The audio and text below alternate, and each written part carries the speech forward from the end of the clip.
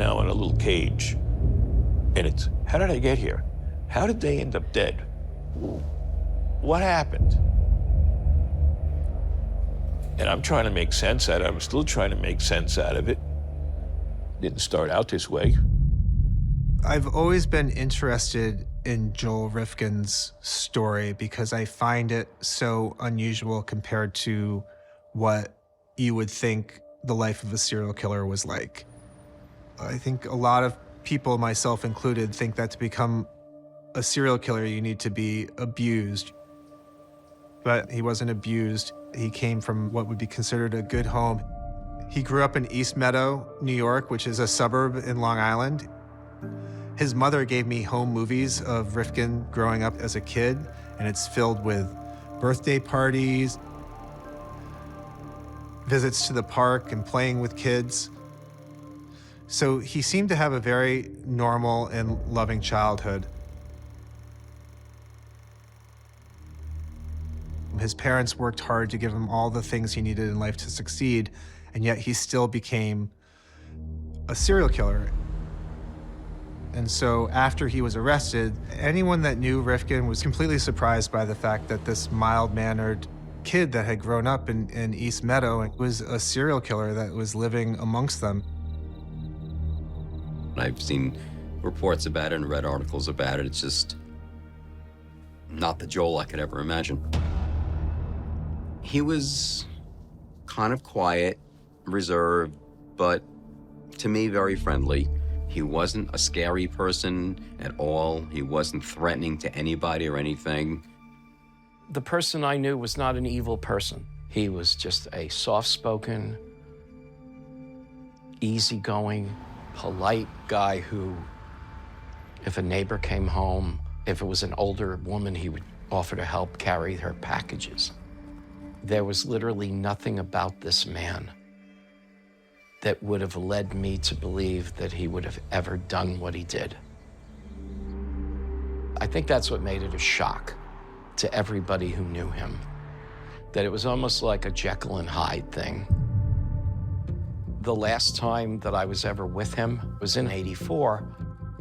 Literally the next time I heard his name was that night on CNN, 9 years later.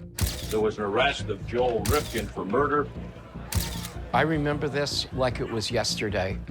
I hear the name Joel Rifkin, and a chill goes up my back.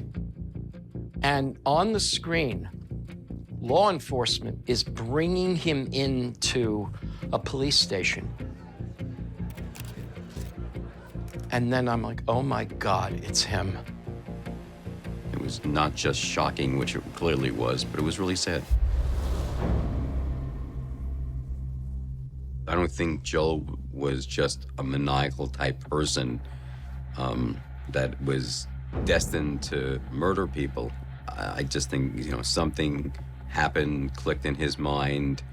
He's been asked why he's done it, and every time I ever hear him ask that, he kind of dodges the question. He kind of says, I really don't know. And I can tell you this, I'm certain that he does know, but he just doesn't want to tell. You don't want to say there is a profile of a serial killer, but Rifkin checked a lot of the boxes that we find commonly. Most serial killers certainly have a degree of psychopathy and narcissism. When you look at Rifkin's crimes, I think that psychopathy, you can see that total disregard for human life, for the value of these women. These were just objects to him to meet his needs.